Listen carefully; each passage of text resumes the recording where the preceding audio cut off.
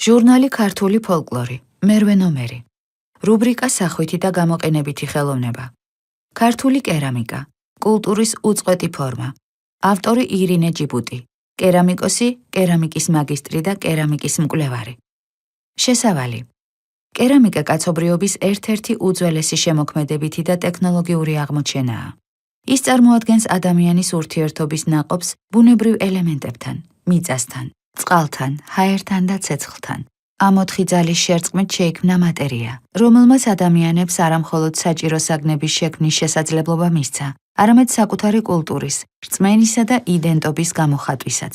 თიხა შეიძლება ჩაითვალოს ერთგვარ ცოცხალ არქივად, რომელიც ინახავს კაცობრიობის არსებობის ისტორიას. ყველაზე ძველი არქეოლოგიური ნიმუშები, იქნება ეს ნეოლითის ხანის ჭურჭელი, მცირე ქანდაკებები თუ არქიტექტურული ელემენტები, სწორედ თიხისგანაა დამზადებული. ისინი გვიყვებიან იმ ხალხის შესახებ, ვინც ამზადებდა საკვებს, აშენებდა სახლებს, ზრდიდა შვილებს და ქმნიდა სამყაროს, რომლის ნაწილიც დღეს ჩვენ ვართ. თიხის ზედაპირზე აღიბეჭდება ეპოქების ისტორია, ტრადიციები და მათი რაობა. კერამიკა ამ თვალსაზრისით მხოლოდ ხელსაქმიან ტექნოლოგია კი არა, ცოდნის გადაცემის უწყვეტი ხაზია. თიხის დამუშავების მეთოდები, დეკორატიული ნიშნები და ფორმები საუკუნეების განმავლობაში იქცა კოლექტიურ მეხსიერებად, რომლის მეშვეობითაც ადამიანის ისტორია დღემდე გრძელდება. ქართული კერამიკის ისტორია. ქართულ კერამიკას უძველესი ტრადიცია და ისტორია აქვს. თიხის დამუშავება როგორც მატერიალური კულტურის ფორმა, საქართველოში სათავეს იღებს ადრეული ნეოლითის ხანაში. ამ პერიოდის არქეოლოგიური ძეგლები ცხადყოფს, რომ სამხრეთ კავკასია ერთ-ერთი უძველესი კერამიკული კულტურის ცენტრია ევრაზიაში. ამ დროის ჭურჭელი დამზადებულია ხელით, შედარებით უხეში თიხისგან და გამომწვარია დაბალ გრადუსზე, რასაც მისი მოვარდისფრო რუხი შეფერილობა ცხადყოფს. ნეოლითის ხანის ნაკეთობები მარტივი ფორმისაა და გეომეტრიული ნაკაწრებით ხასიათდება. ენეოლითისა და ადრეული ბრინჯაოს ხანაში ვითარდება ახალი მხატვრული ნიშნები. ფორმები შედარებით დახვეწილია, ზედაპირი დამუშავებული და გაპრიალებულია. ჩნდება შავი მოწითალო ტონალობები, ზოგიერთ შემთხვევაში ხაზოვანი ორნამენტი ან რელიეფები. თუმცა ფორმები კიდევ უფრო დახვეწილია და მრავალფეროვანი. მოგვიანებით შუა ბრინჯაოს ხანაში კერამიკა უკვე მრავალფეროვან ფუნქციას იძენს. ჭურჭელი გამოიყენება არამხოლოდ საყოფაცხოვრებო, არამედ რიტუალური და სამარხი მიზნებისთვისაც. ასევე ჩნდება გაპრიალებული, შავად შებოლილი კერამიკა და სიუჟეტური მოხატულობა. მნიშვნელოვანი ცვლილებები და განვითარება შეიმჩნევა ანტიკური ხანის კერამიკაში. სწორედ ამ დროს საქართველოს ტერიტორიაზე ჩნდება თიხის ამოსაყვანი ჩარხი, ეგრეთ წოდებული მორგვი, რაც მკვეთრად ცვლის წარმოების პროცესს. ამ პერიოდის ნიმუშები გამოირჩევა ფორმების სიმარტივით, კედლების თანაბარი სისქით და უფრო მაღალი ხარისხის გამოწვით. ანტიკური კერამიკა მეტწილად წითლად არის გამომწვარი. გამოირჩევა სადა და მოზრდილი ფორმებით. ძირითადად მთლიანად დაფარული წერნაქით. თუმცა გვხვდება ასევე დიდი ოსტატობით მოხატული ნაკეთობებიც, რომლებიც ბრძოლის ან ნადირობის ეპიზოდებს ასახავს. მორგვის შემოტანამ შესაძლებელი გახადა სერიული წარმოება. ამ უწყვეტ ტრადიციაზე ვითარდება საქართველოში შუა საუკუნეების კერამიკა. სწორედ ამ დროს ქართული კერამიკა აღწევს ტექნოლოგიურ და ესთეტიკურ სრულყოფას. ამ პერიოდში ფართოდ ვრცელდება მოჭიქული კერამიკა მწვანე, ლურჯი და ყავისფერი ტონალობებით, რომელიც ძირითადად მზადდებოდა ქალაქურ სახელოსნოებში. მოჭიქული ფილები გამოიყენებოდა როგორც არქიტექტურულ დეკორაციებში, ასევე საყოფაცხოვრებო ჭურჭელში. საქართველოს სხვადასხვა რეგიონსა თუ ქალაქში, თბილისში, თელავში, დმანისში, გორსა და ქუთაისში არსებობდა ადგილობრივი სახელოსნოები. თითოეულ სამეთუნეო კერას საკუთარი ტექნიკური და დეკორატიული ტრადიცია ჰქონდა. მაღალი ოსტატობისა და შემოქმედებითი მრავალფეროვანების მიუხედავად, თიხის დამუშავება და ჭურჭლის შექმნა ყოველთვის იყო ხალხური ყოფის ორგანული ნაწილი. მეჭურჭლეობა წარმოადგენდა ერთ-ერთ ძირითად საქმიანობას ქართულ სოფლებში. ქართველი მეთუნე კერამიკოსი თავად მოიპოვებდა თიხას, ამუშავებდა მას ადგილზე, აფასებდა მასალის ხარისხს და ქმნიდა ჭურჭელს, რომელიც ზუსტად შეესაბამებოდა ადგილობრივ საჭიროებებსა და გემოვნებას. ეს ხალხური ცოდნა თაობიდან თაობას გადაეცემოდა ზეპირად, პრაქტიკული სწავლებით, ყოველგვარი წერილობითი ინსტრუქციის გარეშე.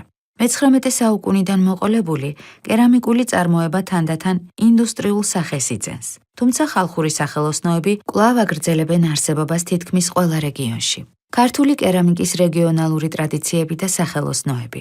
ქართული კერამიკის მრავალფეროვნება ყოველთვის დაკავშირებული იყო ქვეყნის გეოგრაფიასთან, ბუნებრივ რესურსებთან, ცხოვრების წესთან და კულტურულ მრავალფეროვნებასთან. მეჭურჭლეობის, კერძოდ კი მეთუნეობის ტრადიცია საქართველოს სხვადასხვა კუთხეში განსხვავებულ თავისებურ სტილსა და ფორმებს იღებდა.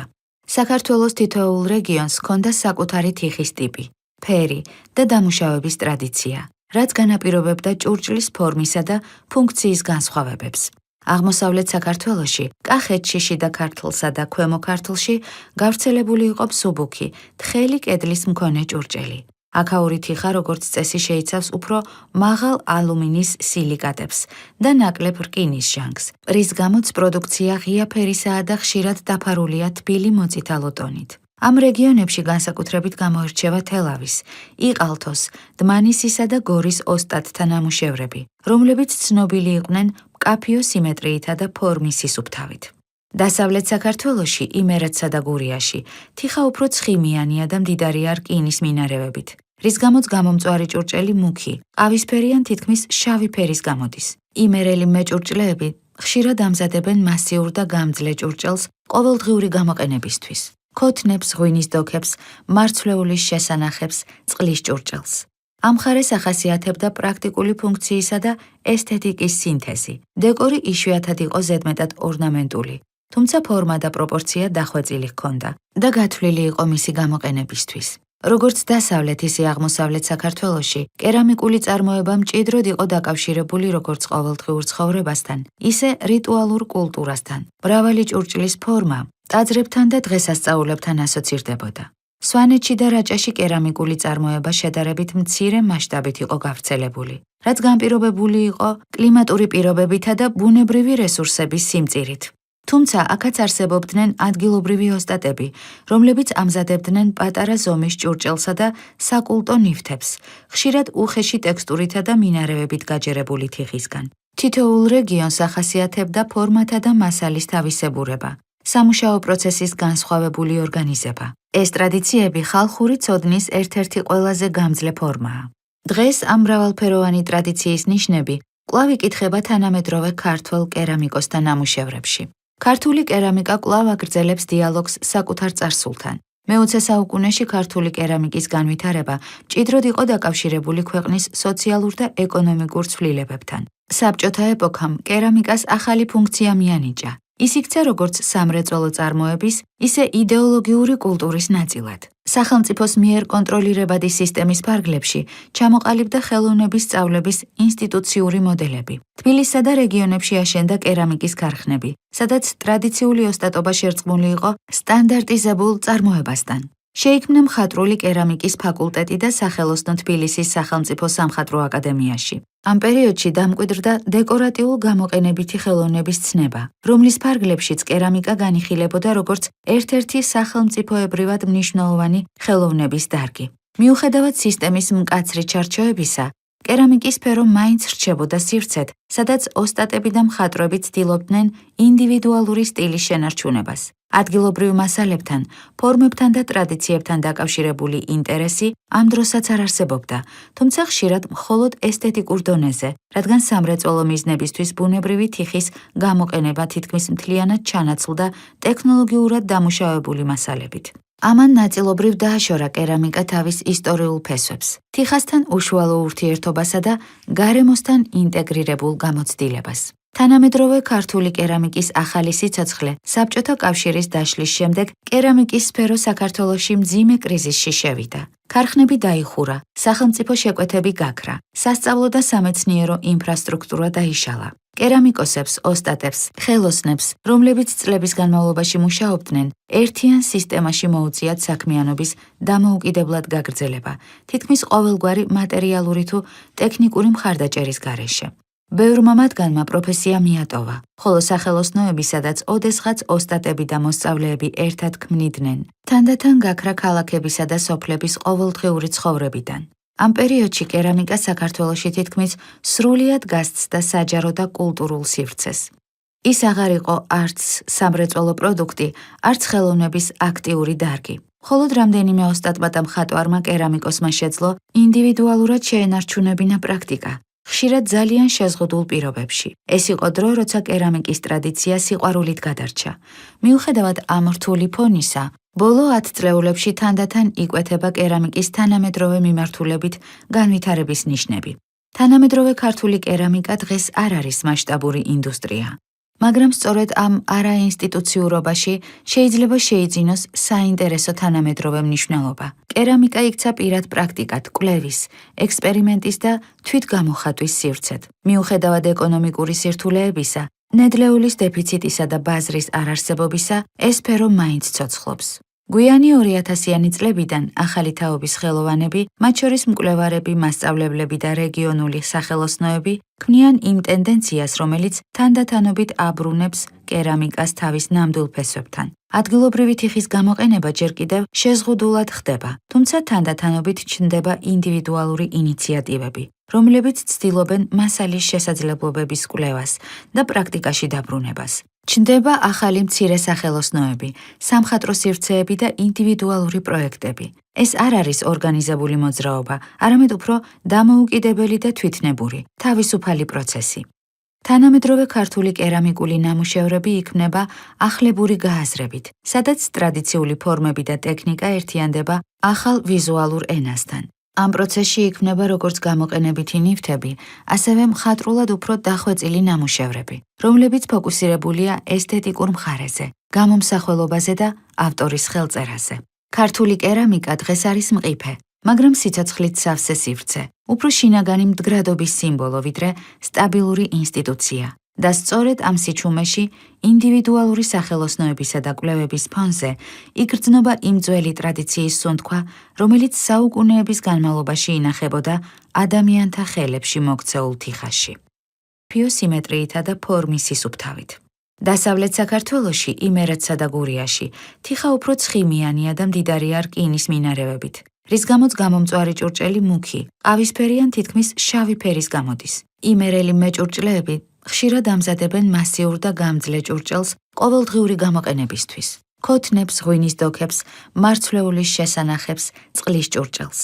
ამ მხარეს ახასიათებდა პრაქტიკული ფუნქციისა და ესთეტიკის სინთეზი. დეკორი იშვიათად იყო ზედმეტად ორნამენტული, თუმცა ფორმა და პროპორცია დახვეწილი ჰქონდა და გათვლილი იყო მისი გამოყენებისთვის. როგორც დასავლეთ, ისე აღმოსავლეთ საქართველოში, კერამიკული წარმოება მჭიდროდ იყო დაკავშირებული როგორც ყოველდღიურ ცხოვრებასთან, ისე რიტუალურ კულტურასთან. მრავალი ჭურჭლის ფორმა ტაძრებთან და დღესასწაულებთან ასოცირდებოდა.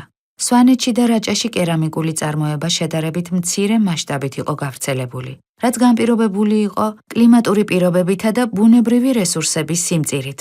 თუმცა აქაც არსებობდნენ ადგილობრივი ოსტატები, რომლებიც ამზადებდნენ პატარა ზომის ჭურჭელსა და საკულტო ნივთებს, ხშირად უხეში ტექსტურითა და მინარევებით გაჯერებული თიხისგან. თითოეულ რეგიონს ახასიათებდა ფორმათა და მასალის თავისებურება, სამუშაო პროცესის განსხვავებული ორგანიზება. ეს ტრადიციები ხალხური ცოდნის ერთ-ერთი ყველაზე გამძლე ფორმაა. დღეს ამ მრავალფეროვანი ტრადიციის ნიშნები კვლავ იკითხება თანამედროვე ქართველ კერამიკოსთა ნამუშევრებში. ქართული კერამიკა კვლავ აგრძელებს დიალოგს საკუთარ წარსულთან. მე-20 საუკუნეში ქართული კერამიკის განვითარება მჭიდროდ იყო დაკავშირებული ქვეყნის სოციალურ და ეკონომიკურ ცვლილებებთან. საბჭოთა ეპოქამ კერამიკას ახალი ფუნქცია მიანიჭა. ის იქცა როგორც სამრეწველო წარმოების, ისე იდეოლოგიური კულტურის ნაწილად. სახელმწიფოს მიერ კონტროლირებადი სისტემის ფარგლებში ჩამოყალიბდა ხელოვნების სწავლების ინსტიტუციური მოდელები. თბილისსა და რეგიონებში აშენდა კერამიკის ქარხნები, სადაც ტრადიციული ოსტატობა შერწყმული იყო სტანდარტიზებულ წარმოებასთან.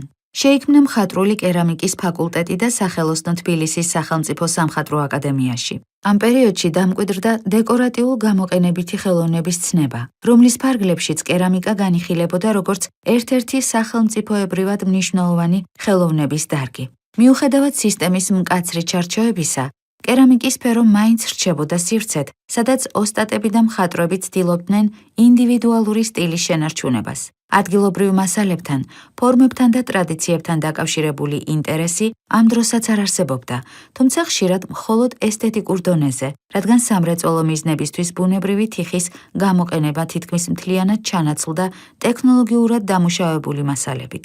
ამან ნაწილობრივ დააშორა კერამიკა თავის ისტორიულ ფესვებს, თიხასთან უშუალო ურთიერთობასა და გარემოსთან ინტეგრირებულ გამოცდილებას. თანამედროვე ქართული კერამიკის ახალი სიცოცხლე საბჭოთა კავშირის დაშლის შემდეგ კერამიკის სფერო საქართველოში მძიმე კრიზისში შევიდა. ქარხნები დაიხურა, სახელმწიფო შეკვეთები გაქრა, სასწავლო და სამეცნიერო ინფრასტრუქტურა დაიშალა. კერამიკოსებს, ოსტატებს, ხელოსნებს, რომლებიც წლების განმავლობაში მუშაობდნენ, ერთიან სისტემაში მოუწიათ საქმიანობის დამოუკიდებლად გაგრძელება, თითქმის ყოველგვარი მატერიალური თუ ტექნიკური მხარდაჭერის გარეშე. ბევრმა მათგანმა პროფესია მიატოვა, ხოლო სახელოსნოები, სადაც ოდესღაც ოსტატები და მოსწავლეები ერთად ქმნიდნენ, თანდათან გაქრა ქალაქებისა და სოფლების ყოველდღიური ცხოვრებიდან. ამ პერიოდში კერამიკა საქართველოში თითქმის სრულიად გასცდა საჯარო და კულტურულ სივრცეს. ის აღარ იყო არც სამრეწველო პროდუქტი, არც ხელოვნების აქტიური დარგი. მხოლოდ რამდენიმე ოსტატმა და მხატვარმა კერამიკოსმა შეძლო ინდივიდუალურად შეენარჩუნებინა პრაქტიკა, ხშირად ძალიან შეზღუდულ პირობებში. ეს იყო დრო, როცა კერამიკის ტრადიცია სიყვარულით გადარჩა. მიუხედავად ამ რთული ფონისა, ბოლო 10 წლეულებში თანდათან იკვეთება კერამიკის თანამედროვე მიმართულებით განვითარების ნიშნები. თანამედროვე ქართული კერამიკა დღეს არ არის მასშტაბური ინდუსტრია. მაგრამ სწორედ ამ არაინსტიტუციურობაში შეიძლება შეიძინოს საინტერესო თანამედროვე მნიშვნელობა. კერამიკა იქცა პირად პრაქტიკად, კვლევის, ექსპერიმენტის და თვითგამოხატვის სივრცედ. მიუხედავად ეკონომიკური სირთულეებისა, ნედლეულის დეფიციტისა და ბაზრის არარსებობისა, ეს სფერო მაინც ცოცხლობს. გვიანი 2000-იანი წლებიდან ახალი თაობის ხელოვანები, მათ შორის მკვლევარები, მასწავლებლები და რეგიონული სახელოსნოები, ქმნიან იმ ტენდენციას, რომელიც თანდათანობით აბრუნებს კერამიკას თავის ნამდვილ ფესვებთან. ადგილობრივი თიხის გამოყენება ჯერ კიდევ შეზღუდულად ხდება, თუმცა თანდათანობით ჩნდება ინდივიდუალური ინიციატივები, რომლებიც ცდილობენ მასალის შესაძლებლობების კვლევას და პრაქტიკაში დაბრუნებას. ჩნდება ახალი მცირე სახელოსნოები, სამხატვრო სივრცეები და ინდივიდუალური პროექტები. ეს არ არის ორგანიზებული მოძრაობა, არამედ უფრო დამოუკიდებელი და თვითნებური, თავისუფალი პროცესი. თანამედროვე ქართული კერამიკული ნამუშევრები იქმნება ახლებური გააზრებით, სადაც ტრადიციული ფორმები და ტექნიკა ერთიანდება ახალ ვიზუალურ ენასთან. ამ პროცესში იქმნება როგორც გამოყენებითი ნივთები, ასევე მხატვრულად უფრო დახვეწილი ნამუშევრები, რომლებიც ფოკუსირებულია ესთეტიკურ მხარეზე, გამომსახველობაზე და ავტორის ხელწერაზე. ქართული კერამიკა დღეს არის მყიფე, მაგრამ სიცოცხლით სავსე სივრცე, უფრო შინაგანი მდგრადობის სიმბოლო, ვიდრე სტაბილური ინსტიტუცია. და სწორედ ამ სიჩუმეში ინდივიდუალური სახელოსნოებისა და კვლევების ფონზე იგრძნობა იმ ძველი ტრადიციის სუნთქვა, რომელიც საუკუნეების განმავლობაში ინახებოდა ადამიანთა ხელებში მოქცეულ თიხაში. თანამედროვე ქართული კერამიკის ახალი სიცოცხლე საბჭოთა კავშირის დაშლის შემდეგ კერამიკის სფერო საქართველოში მძიმე კრიზისში შევიდა. ქარხნები დაიხურა, სახელმწიფო შეკვეთები გაქრა, სასწავლო და სამეცნიერო ინფრასტრუქტურა დაიშალა. კერამიკოსებს, ოსტატებს, ხელოსნებს, რომლებიც წლების განმავლობაში მუშაობდნენ, ერთიან სისტემაში მოუწიათ საქმიანობის დამოუკიდებლად გაგრძელება, თითქმის ყოველგვარი მატერიალური თუ ტექნიკური მხარდაჭერის გარეშე. ბევრმა მათგანმა პროფესია მიატოვა, ხოლო სახელოსნოები, სადაც ოდესღაც ოსტატები და მოსწავლეები ერთად ქმნიდნენ, თანდათან გაქრა ქალაქებისა და სოფლების ყოველდღიური ცხოვრებიდან. ამ პერიოდში კერამიკა საქართველოში თითქმის სრულიად გასცდა საჯარო და კულტურულ სივრცეს. ის აღარ იყო არც სამრეწველო პროდუქტი, არც ხელოვნების აქტიური დარგი. მხოლოდ რამდენიმე ოსტატმა და მხატვარმა კერამიკოსმა შეძლო ინდივიდუალურად შეენარჩუნებინა პრაქტიკა, ხშირად ძალიან შეზღუდულ პირობებში. ეს იყო დრო, როცა კერამიკის ტრადიცია სიყვარულით გადარჩა. მიუხედავად ამ რთული ფონისა, ბოლო 10 წლეულებში თანდათან იკვეთება კერამიკის თანამედროვე მიმართულებით განვითარების ნიშნები. თანამედროვე ქართული კერამიკა დღეს არ არის მასშტაბური ინდუსტრია. მაგრამ სწორედ ამ არაინსტიტუციურობაში შეიძლება შეიძინოს საინტერესო თანამედროვე მნიშვნელობა. კერამიკა იქცა პირად პრაქტიკად, კვლევის, ექსპერიმენტის და თვითგამოხატვის სივრცედ. მიუხედავად ეკონომიკური სირთულეებისა, ნედლეულის დეფიციტისა და ბაზრის არარსებობისა, ეს სფერო მაინც ცოცხლობს. გვიანი 2000-იანი წლებიდან ახალი თაობის ხელოვანები, მათ შორის მკვლევარები, მასწავლებლები და რეგიონული სახელოსნოები, ქმნიან იმ ტენდენციას, რომელიც თანდათანობით აბრუნებს კერამიკას თავის ნამდვილ ფესვებთან. ადგილობრივი თიხის გამოყენება ჯერ კიდევ შეზღუდულად ხდება, თუმცა თანდათანობით ჩნდება ინდივიდუალური ინიციატივები, რომლებიც ცდილობენ მასალის შესაძლებლობების კვლევას და პრაქტიკაში დაბრუნებას. ჩნდება ახალი მცირე სახელოსნოები, სამხატვრო სივრცეები და ინდივიდუალური პროექტები. ეს არ არის ორგანიზებული მოძრაობა, არამედ უფრო დამოუკიდებელი და თვითნებური, თავისუფალი პროცესი. თანამედროვე ქართული კერამიკული ნამუშევრები იქმნება ახლებური გააზრებით, სადაც ტრადიციული ფორმები და ტექნიკა ერთიანდება ახალ ვიზუალურ ენასთან. ამ პროცესში იქმნება როგორც გამოყენებითი ნივთები, ასევე მხატვრულად უფრო დახვეწილი ნამუშევრები, რომლებიც ფოკუსირებულია ესთეტიკურ მხარეზე, გამომსახველობაზე და ავტორის ხელწერაზე. ქართული კერამიკა დღეს არის მყიფე, მაგრამ სიცოცხლით სავსე სივრცე, უფრო შინაგანი მდგრადობის სიმბოლო, ვიდრე სტაბილური ინსტიტუცია. და სწორედ ამ სიჩუმეში ინდივიდუალური სახელოსნოებისა და კვლევების ფონზე იგრძნობა იმ ძველი ტრადიციის სუნთქვა, რომელიც საუკუნეების განმავლობაში ინახებოდა ადამიანთა ხელებში მოქცეულ თიხაში. კულტურის სირთულეებისა, ნედლეულის დეფიციტისა და ბაზრის არარსებობისა ეს სფერო მაინც ცოცხლობს. გვიანი 2000-იანი წლებიდან ახალი თაობის ხელოვანები, მათ შორის მკვლევარები, მასწავლებლები და რეგიონული სახელოსნოები, ქმნიან იმ ტენდენციას, რომელიც თანდათანობით აბრუნებს კერამიკას თავის ნამდვილ ფესვებთან. ადგილობრივი თიხის გამოყენება ჯერ კიდევ შეზღუდულად ხდება, თუმცა თანდათანობით ჩნდება ინდივიდუალური ინიციატივები, რომლებიც ცდილობენ მასალის შესაძლებლობების კვლევას და პრაქტიკაში დაბრუნებას. ჩნდება ახალი მცირე სახელოსნოები, სამხატვრო სივრცეები და ინდივიდუალური პროექტები. ეს არ არის ორგანიზებული მოძრაობა, არამედ უფრო დამოუკიდებელი და თვითნებური, თავისუფალი პროცესი. თანამედროვე ქართული კერამიკული ნამუშევრები იქმნება ახლებური გააზრებით, სადაც ტრადიციული ფორმები და ტექნიკა ერთიანდება ახალ ვიზუალურ ენასთან. ამ პროცესში იქმნება როგორც გამოყენებითი ნივთები, ასევე მხატვრულად უფრო დახვეწილი ნამუშევრები, რომლებიც ფოკუსირებულია ესთეტიკურ მხარეზე, გამომსახველობაზე და ავტორის ხელწერაზე. ქართული კერამიკა დღეს არის მყიფე, მაგრამ სიცოცხლით სავსე სივრცე, უფრო შინაგანი მდგრადობის სიმბოლო, ვიდრე სტაბილური ინსტიტუცია. და სწორედ ამ სიჩუმეში ინდივიდუალური სახელოსნოებისა და კვლევების ფონზე იგრძნობა იმ ძველი ტრადიციის სუნთქვა, რომელიც საუკუნეების განმავლობაში ინახებოდა ადამიანთა ხელებში მოქცეულ თიხაში.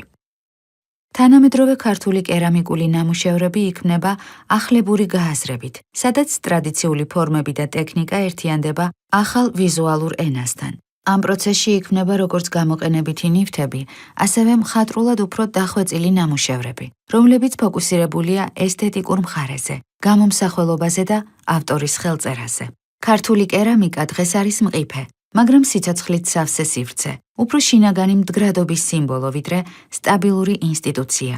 და სწორედ ამ სიჩუმეში ინდივიდუალური სახელოსნოებისა და კვლევების ფონზე იგრძნობა იმ ძველი ტრადიციის სუნთქვა, რომელიც საუკუნეების განმავლობაში ინახებოდა ადამიანთა ხელებში მოქცეულ თიხაში.